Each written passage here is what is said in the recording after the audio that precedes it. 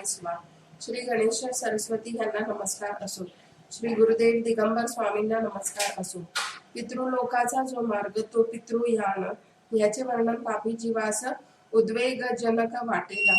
याचे यथासांग वर्णन कौशिकी उपनिषदात प्रथमाध्यायी मांडले आहे. त्याचे इथे वर्णन करू.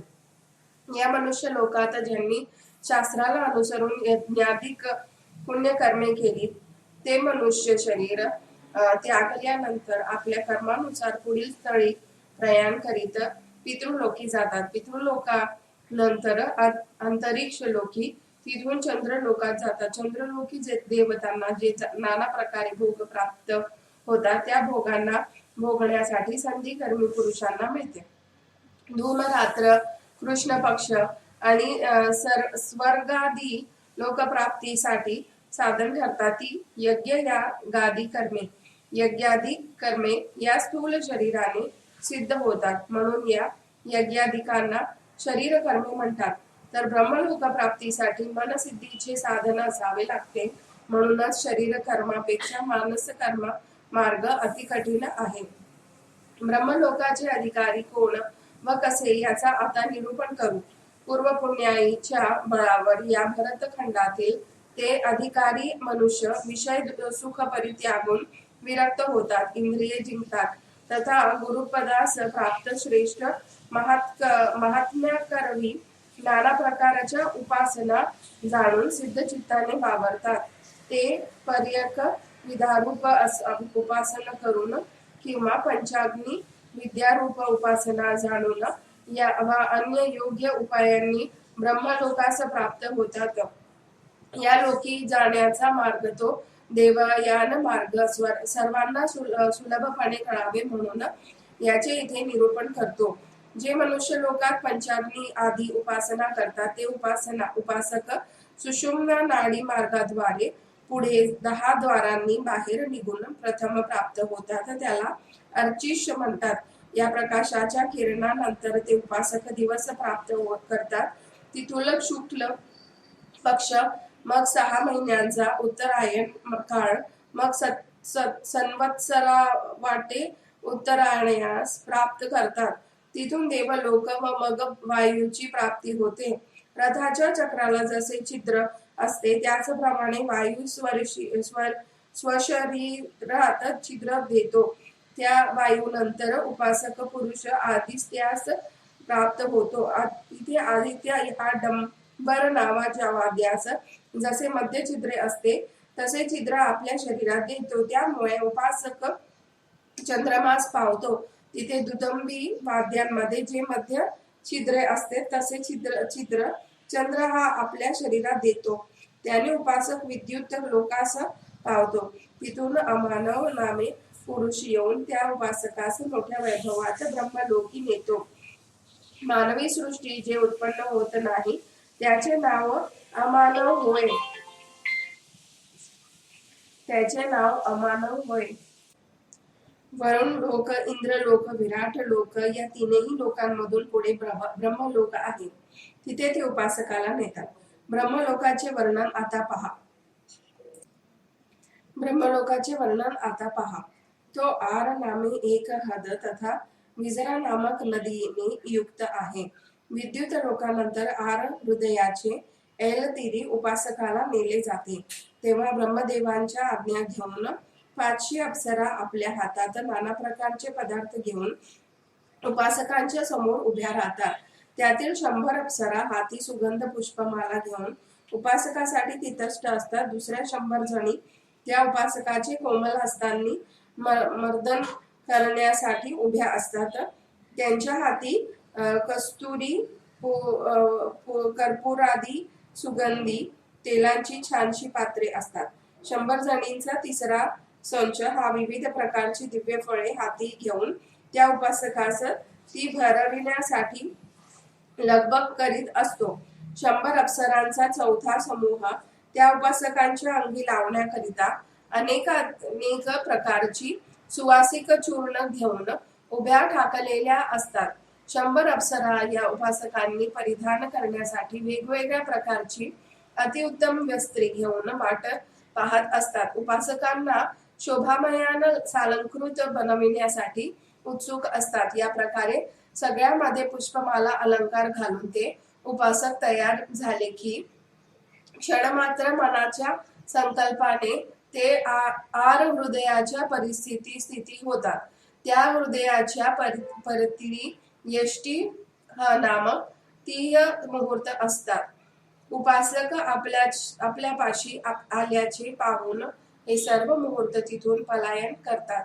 ब्रह्मलोक प्राप्तीचे इच्छावान असे जे उपासक जन असतील त्यांच्या उपासनेत अनेक विघ्न आणणे, संकल्प उत्पत्तीचे हनन करणे अशांच्या नामाभिधान यष्टीह होय असे श्रुतींमध्ये कथन आहे.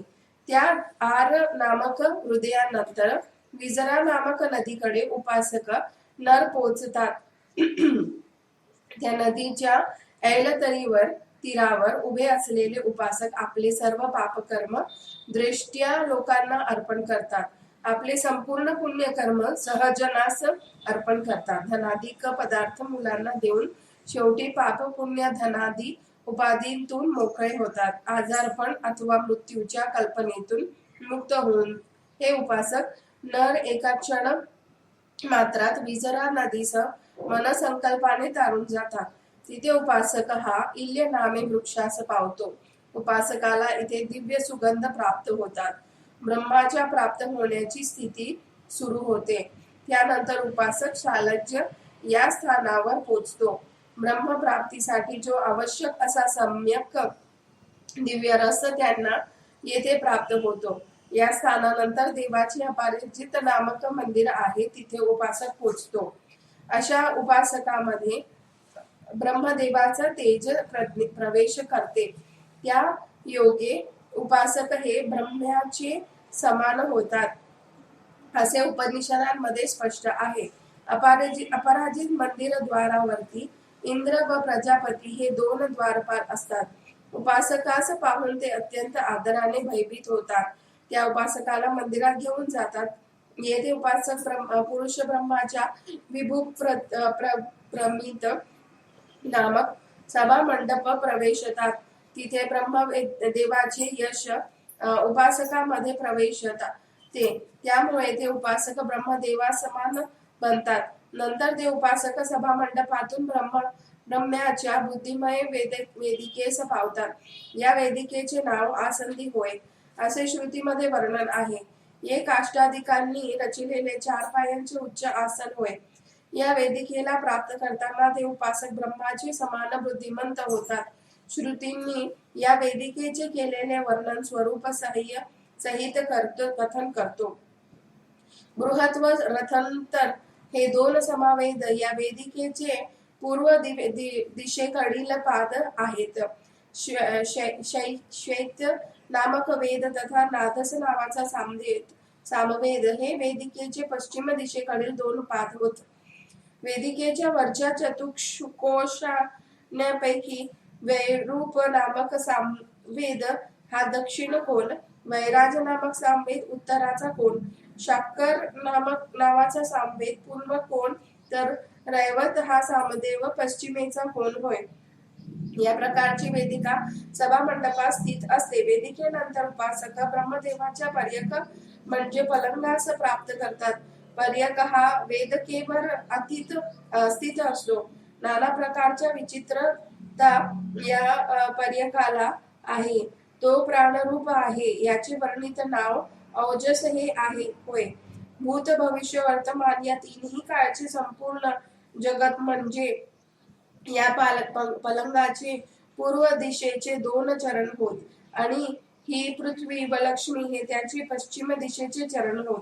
त्याच्या दक्षिण दिशेची काष्ठमय दीर्घ पटिका म्हणजे बृहत नामक सामदेव तर उत्तर दिशेची पटिका रथंतर नामक सामवेद होय.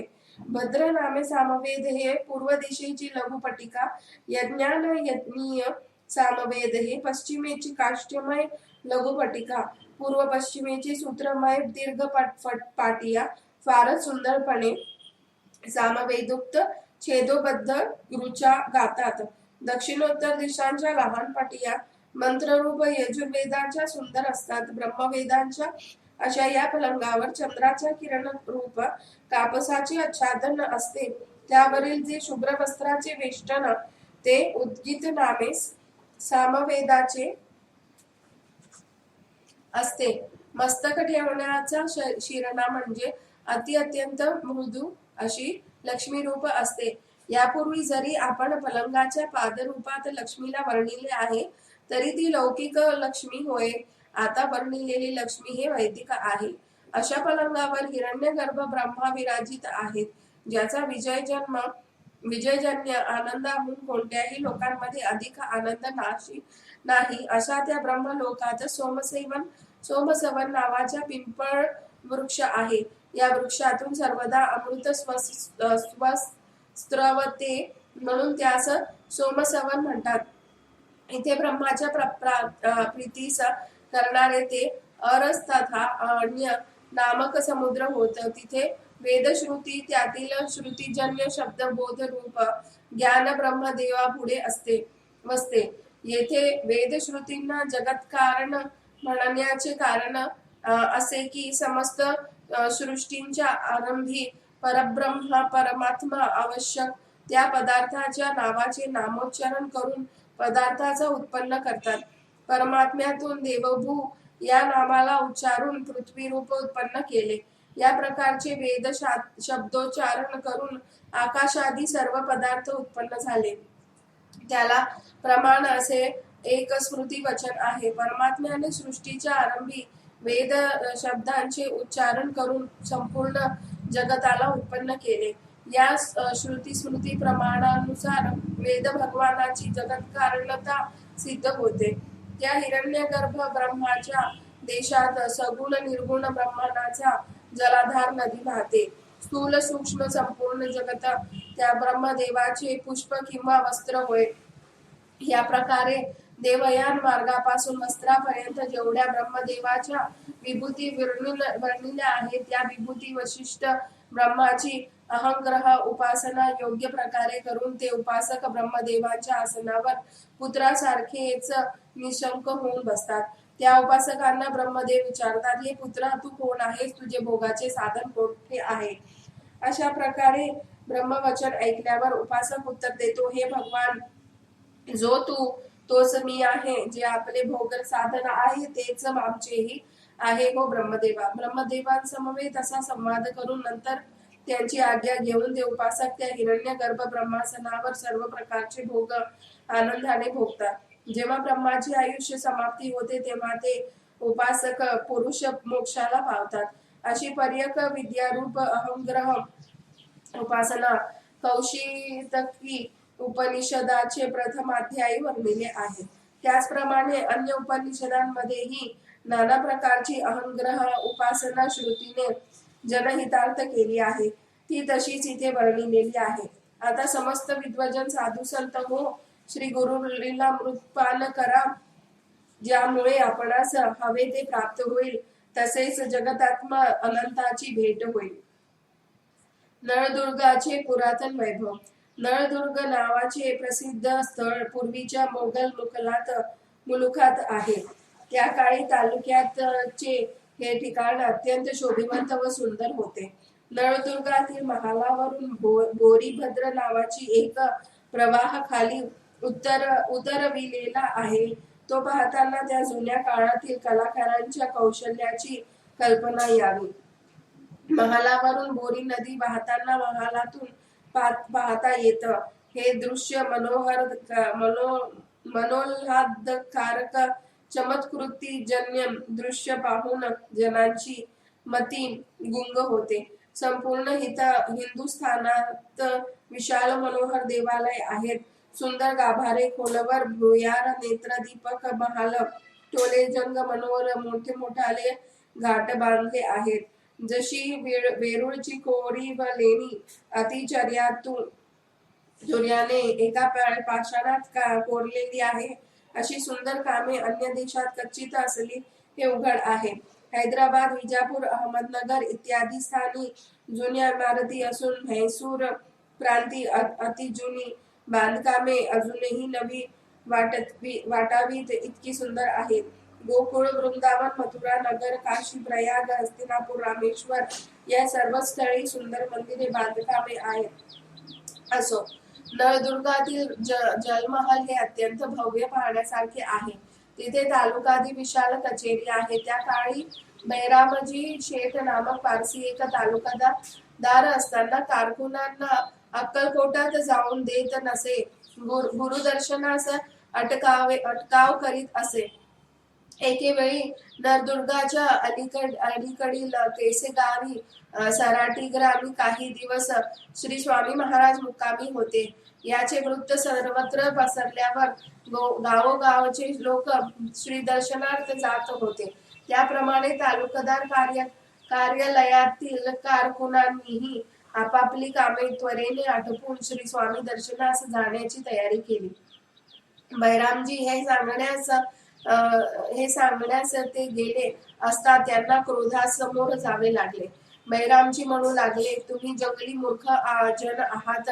मनुष्याचे दर्शन घेऊन काय लाभ होतो? कसे तुम्ही लोक अगदी अतिमंद आहात. साधू संतांचा न धरावा नाद. मनुष्य संन्यासाचे कधीही पद बंधू नये. अशा पद्धतीने अधिकारमस्तीत मदोन्मत होऊन जो दुर्जन निंदा करीत होता, भक्तांना धिक्कारत होता, इकडे भक्तांच्या दर्शनासाठी चाललेली तळमळ त्यांचे शुद्धीकरण पाहून समर्थ सद्गुरू नळदुर्गास आले. श्री स्वामी महाराजांचे स्वागत दर्शनासाठी लहान थोर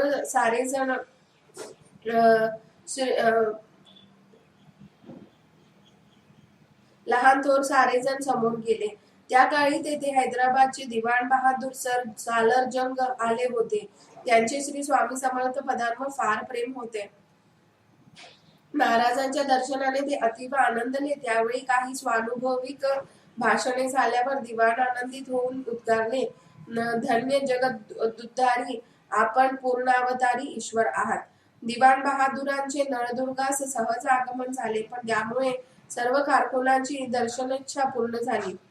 सालर जंग हे निपक्षपाती होते.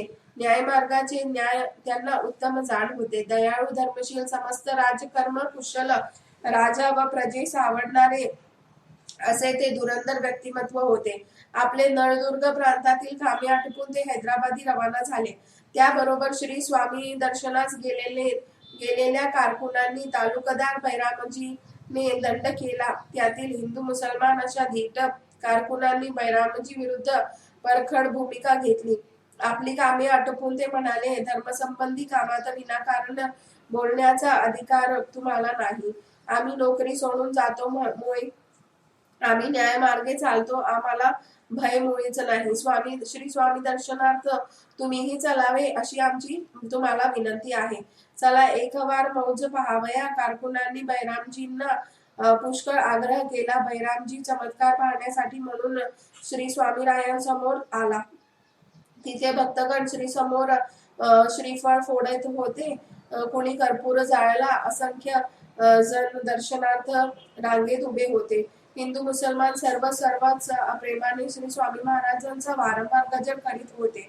अतुल तेजस्वी दयासागर योगींद्र श्री स्वामी महाराज सर्वांकडे समदृष्टीने पाहत होते.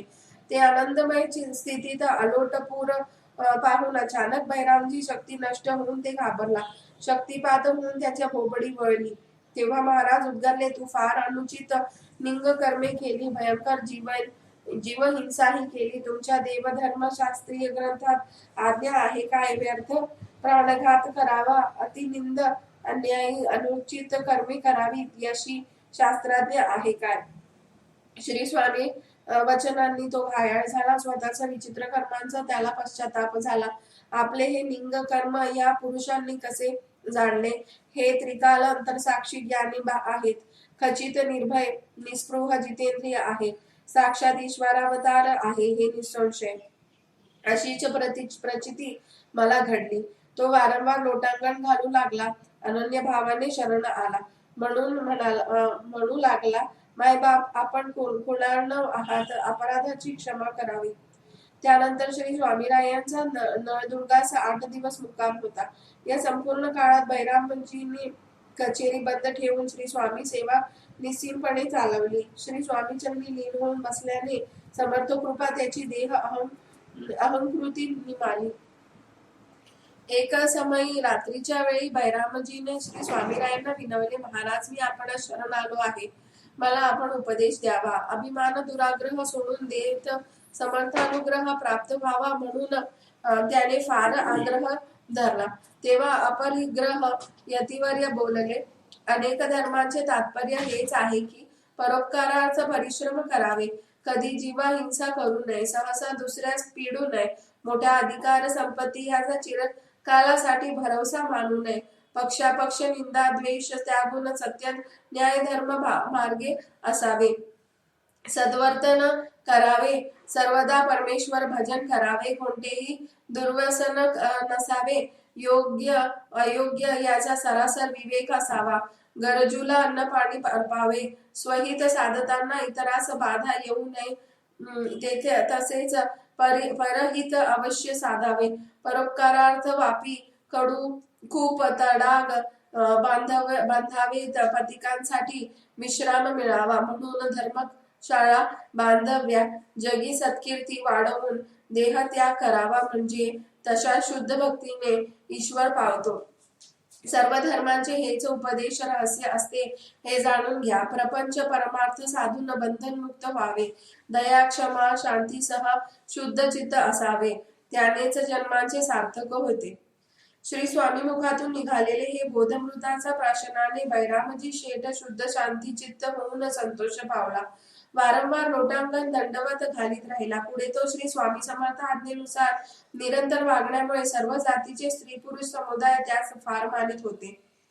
दक्षिण प्रांतातील रामेश्वर भागातील एक पुराणिक त्या काळी नळदुर्ग येथे स्थलांतरित झाले होते. गायन करून वीणा वादन करीत ते पुराण सांगत स्वतः विद्वान असल्याची त्यांचे मत होते. नळदुर्गात महाराजांच्या समोर पुराण कथनाची संधी मिळाल्यास अर्ध लाभ होईल हे लक्षात येत ते त्या प्रयत्नास लागले, पण ग्रामस्थ त्यांना संधी देईना. श्री स्वामीरायांच्या सेवेतही उत्तमोत्तम साधक असल्याने या पुराणिकांना लोक कोण उभे करील. त्यात ते पुराणिक महाभाग तामसी गर्विष्ठ वाचाळ, शिवाय गांजा अफू भागेचे सर्व काळ सेवन करणारे, त्या धुंदीत असल्याने तोंडाचा पट्टा कसाही चालत असे. श्री स्वामी महाराज लीला पाहून सारेच भारावून जात, मात्र यांना क्रोध येऊ लागला. श्री स्वामी चरणे दाखल होण्याऐवजी अद्वा तद्वा बडबड चालू झाली. ज्याप्रमाणे देवांचा विजय पाहून राक्षस चरफडतात, राजांचे संपूर्ण वैभव पाहून तस्करांचा जीव तळमळतो, पतिव्रतेचे सौभाग्य पाहून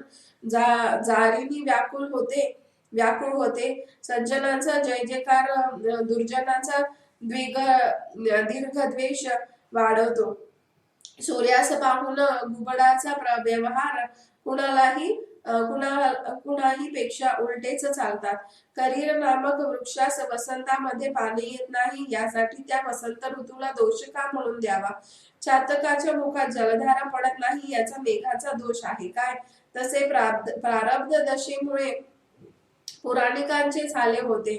संताप वायून त्यांची पकड घेतली होती. द्वेषाने त्यांचे मस्तिष्क फिरले. त्याच वेळी प्रभू दया उद्गारले, द्वेषाने या पुराणिकाचा चित्तभ्रम झाला आहे, याचे पुराण वाचन ठेवा, त्याला यथाशक्ती धन देऊन शांत करा. खरे तर या दुराचरणी पुराणिकास कोणत्याही प्रकारची मदत करण्यासाठी तयार नव्हते. मातृ सानुकूल असे स्वामी वचन ऐकताच पुराणिक लाजले, म्हणू लागले, हे अंतरसाक्षी सर्वज्ञ ईश्वर रूप आहे, यांना कोणताही विकार स्पर्शत नाही. द्वेषी निंदक अधम दुर्जन अपराध्यावरही हे कृपा करतात. हे निश्चितपणे महान अवतारिक पुरुष आहेत. संपूर्ण दया क्षमा शांती ज्ञान समुद्र माझ्यासारखा दुष्ट अभागी अन्य कोण असेल. मी विनाश कारण छलन केले आहे, निपुत्रिकास दोष कसला. अशा प्रकारे पुराणिकांमधील अहमपणा कमी होत चालला. तेव्हा स्वामी आज्ञेवरून सर्वांनी त्यांना दुसऱ्या दिवशी पुराण वाचनासाठी संधी दिली. पुराणास प्रारंभ झाला. त्याचा एक शिष्य वीणा वादनास बसला. मंगलाचरण झाल्यावर त्यांनी कथनास पुत्र हा विषय घेतला. अपुत्रस्य गतिर्नसती, पुत्र प्राप्ती झाली नसल्यास गती मिळत नाही. पुत्रानेच जय आणि पुण्यलोक प्राप्ती होते. पुस्तिका पंडितांच्या पोकळ डौल ते मिरवू लागले. शिष्य परंपरा पुराण पद्धती सोडून त्यांचे विवेचन मनोरंजनाच्या अंगाने चालत होते. श्री स्वामी महाराज हे आहेत पुराण पुरुष प्रतिपालक. पुराणकाची ही विचित्र विधाने त्यांचे मन केली नाहीत, मान्य केली नाहीत. पुराणिकास ते म्हणाले, पोपटाला पुत्र नाही काय? वीणाधारकाला तनय प्राप्ती झाली आहे काय? वामदेव व्यासाचार्य यांना पुत्र होते काय? साऱ्या महर्षींचा पुत्र वंश दाखवता येईल का? किंवा त्यांच्या शिष्याचाही वंश दाखवता येईल काय? यातले तुला काय माहित आहे? तू देखील निपुत्रिक आहेस म्हणून अधोगतीला जाशील काय? परमेश्वर गुण वर्णन करायची सोडून तू हे काय बरळतोस आहे? पुत्राशिवाय गती नाही हे विधान विषयी असणाऱ्या जनांप्रती आहे. सरसकट तू वापरू नये. अधिकाधिक पुत्र जन्मास घातल्यास कोणास मोक्ष मिळतो काय? डुकरादी अनेक पशूंना मनुष्याहून अधिक पिल्ले होतात, म्हणून त्या सर्वांना मोक्ष मिळायला हवा ना? मुलगा जन्मास घातला म्हणून पित्याला मोक्ष व स्वर्ग प्राप्ती नाही. उलट पुत्राच्या पोषणार्थ पिता पापे करीत असेल तर त्या योगी तो नरकात जाईल हे निश्चित. अशा शब्दांमध्ये प्रत्यक्ष वेदमूर्ती साक्षात नारायण परमात्मा मुखातून हे सत्यज्ञान श्रवण केल्यावर पुराणिकांचा दुराभिमान उतरला, ताटा गेला. त्याच्या चुंद नेत्री श्री स्वामीरायांनी विवेकांजन खोचताच अहंकार दूर होऊन पुराणिक सावध झाले. त्यांनी कायेना वाचा श्लोक म्हणून एकदाचे पुराण संपविले. नंतर घाईघाईने उठून श्री स्वामी समर्थ पदांवर मस्तक ठेवले. वारंवार साष्टांग नमस्कार करीत म्हणाले, मुलाचे अनेक अपराध झाले तरी जन्मदात्री त्याचा राग करत नाही. मी पडत मूर्ख आहे, माझ्यापाशी विवेक नाही. मी वसनी आहे, पाहिजे तसे बोला लोकांचे मनोरंजन करून पुष्कळ द्रव्य मिळवितो. गाई म्हैशीचे दूध पिऊन पिऊन देहपुष्टी तेवढी केली आहे. हिंडण्यासाठी घोडाही राखला आहे. माझा विपरीत दांभिक स्वभाव, अति तामसी गर्विष्ठ म्हणून सर्वजण माणसांपासून कंटाळतात. हे माझे दुर्दैव मला जिथे तिथे पीडते. आपण परमात्मा सच्चिदानंद साक्षात पूर्ण ब्रह्म स्वरूप करुणाकंद माझ्या सारख्या दृष्टी पापिष्टावर कृपा प्रसादाची उधळण शीघ्र गतीने करावी. त्याच वेळी बाजूला असलेल्या चोळप्पांनी त्यांना विचारले, काय हो पोपट आणि विनाधारक कोण आहे? दक्षिणी चोळप्पा हे श्रीगुरूंच्या प्रेरणेमुळे प्रसादिक वचन सांगू लागले. पोपटे म्हणजे शुकाचार्य. विनाधारक हा शब्द नारद मुनींकरिता आहे. वामदेव वेदव्यास भीमाचार्यादी ऋषीवर्यांना पुत्र संतान नाही, तरीही ते या व त्यांच्यासारखे असंख्य योगी जन क्षेत्रीय ब्रह्मनिष्ठ आचार्यवान झालेच आहेत. जगाला तारणारे ठरले. जगद्गुरु शंकराचार्य कलियुगात अवतरले. केवळ वेदांत सूर्य सदधर्म स्थापक साक्षात शंकरचे जगाच्या उद्धारासाठी त्रयमूर्तीचे अवतार झाले. श्रीपाद वल्लभ, श्री नृसिंह सरस्वती, विद्यारण्य नाम स्वामी सारेच जगन्मान्य होत. या सारे ब्रह्मसाक्षात्कारी महाराज पुत्र संतान वाचून जगाला तारून गेले. आता मुख्यात्मा विश्वव्यापक सत्यज्ञान अनंत स्वरूप अलौकिक तोच सर्वांचा नियामक. दुसरा गौणात्मा पुत्र होय, तरीही प्रसंग विशेष. माता पित्याला पुत्राने जाळले तर माता पिता पुत्राचे दहन करतात हे पाहण्यात येते. येथे ब्रह्महत्येचे पातक दिसते. अशा पुत्र गौण्यात्माला अनेक दोष लागतात. त्याप्रमाणे पंचभूतांनी मेडलेले स्थूल शरीर मिथ्या नाशिवंत क्षणभंगूर आहेत, त्याला मिथ्यात्मा बोलतात. म्हणून गौणात्मा आणि मिथ्यात्मा या दोन्हींचही सत्यात्म दृष्टीने समूळ वगळून मुख्यात्मा हाच निर्विकार अविनाशी आहे हे जाणून वागणारे विद्याधारे मुक्त होतात. गुरु कृपा प्राप्त झाली, गुरु प्रसाद लाभला तर ते प्राप्त करणारे मूर्ख असोत वा पंडितजन ब्रह्मात्म तत्वाला अनुभवून भवसागरापासून तरतात. राग द्वेषापासून मुक्त झालेले, सर्व भूतांच्या हितासाठी सदैव तत्पर असणारे व त्यास दृढ बोध प्राप्त झाले आहे ते परमपदास जाते. एखाद्या घड्यातील मोकळा भाग म्हणजे घटकाश हे त्या घटाहून भिन्न होऊन महदकाशात लीन होतो. तसे योगी देहरूपाने न उरता परमात्म स्वरूपी अभिन्न होतात. एकत्व पाहतात. देहांता वेळी ज्या कर्माने युक्त तुम्ही असता तशीच तुम्हाला गती मिळते आणि पिंड अर्पण केले असता जी मुक्ती मिळते ती कुत्र्यांना डुक्करांनाही मिळते की हो. अंती जैशी माती तैशीच गती ही उक्ती योगी जनांसाठी मात्र लागू होत नाही. ते संकल्प विकल्प खैरीज निर्विकल्प ब्रह्मस्थिती अखंडपणे भोगतात. हे जे योगी निर्विकल्प आहेत, ब्रह्मस्वरूप झाले आहेत, स्वतः सिद्ध आहेत, भेदाभेद कल्पना नानाविधी संशय ज्यांना स्वप्नातही स्पर्शत नाही असे आत्मतत्व प्रबुद्ध संत योगी परब्रह्मरूपी कायमचे लीन राहतात. मग त्यांचे देह तीर्थक्षेत्री पडो, चांडाळाच्या घरी सापडो, कोठेही आणि कोणत्याही वेळी संपून जाओ, तरीही त्यांना गर्भाचा स्पर्श पुन्हा नाही, कसलाही दोष त्यांना लागत नाही. परब्रह्म स्वरूप कायम आहे, शाश्वत आहे. ते आहे म्हणून त्याला जन्म असा वेगळेपणाने नाहीच. हे स्वरूप जो हृदयस्थ सहज पाहतो त्याचे जरी योग्य आचरण घडले तरी दोष संपत नाही. मात्र जे आत्मपस्वीयुक्त असून आत्मसंयम ज्यांनी राखला अशाने जरी वर्णाश्रम कर्म केले नाही तरी ते परब्रह्म परमधाम निवासी असतात. देह जात या संबंधाची वर्णाश्रम प्रकार अथवा वेदशास्त्रानुसार वागणे याचा नियम त्यांना नाही. त्यांना कोणतेही विकार स्पर्शत नाही असे ते ब्रह्मज्ञानी होत.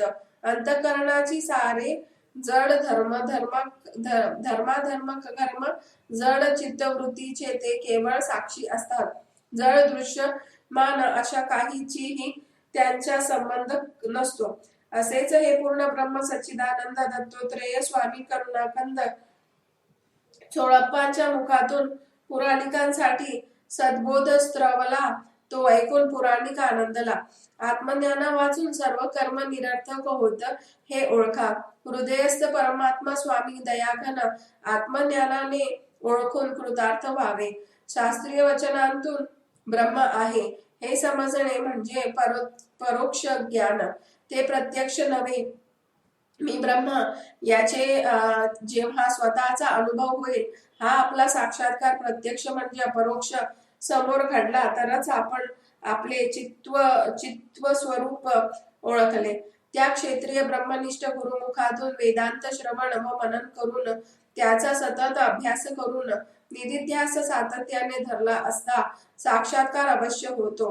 विद्याधन अहंभाव बंधवृत्ती देह बुद्धी ही अति दुःखास कारण ठरते. म्हणून अहंकार माझेपणा टाकून आपल्या आत बसलेल्या गोविंद स्वरूपाचा अनुभव अधिक जवळकीने सातत्याने पूर्णतेने घ्यावा. भगवंताची निकटता ओळखावी. तुम्ही व्रत कर्म तप नियम यात सतत गुंतून पडला, सकामनिक वृत्ती राखली, संदेह गुरफटला तर सद्गुरु कृपेशिवाय या अलौकिक आत्म्यास कसे जाणार. म्हणून आपले सर्व कर्म ईश्वरार्पण करा. फळ काय मिळेल त्याचा विचार सोडून द्या. ब्रह्मवेत्ता सद्गुरूंना शरण जा.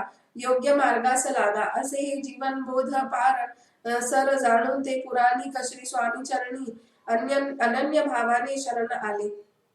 पुराणी बुवांची पत्नी पुत्र संताना विना दुखी होती. तेव्हा तिचे वय होते 50. वृद्धावस्थेतही ती पती आज्ञेत तत्पर होती. तिच्यावर श्री स्वामी कृपा होऊन तिला पुत्र संतान लाभले.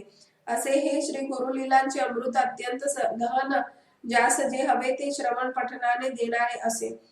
शेवटी श्री स्वामींचे निसीम भक्त होऊन पुराणिकांनी आपली अखेर उत्तम केली. महाराष्ट्र देशी ज्ञानामृत मिळवून गृहस्थाश्रमी आनंद मिळवण्यासाठी शेवटी ते स्वदेशी गेले. श्री गुरुलीलांचे सरस पान करीत नित्य म्हणू लागले, स्वामी समर्थ श्री समर्थ श्री. अशा प्रकारे वेदोपनिषदांचे मथित असलेला वामनुभाव ब्रह्मनिष्ठ लिखित श्री गुरुलीलामृताचा 46वा अध्याय येथे समाप्त झाला. श्री स्वामी समर्थ.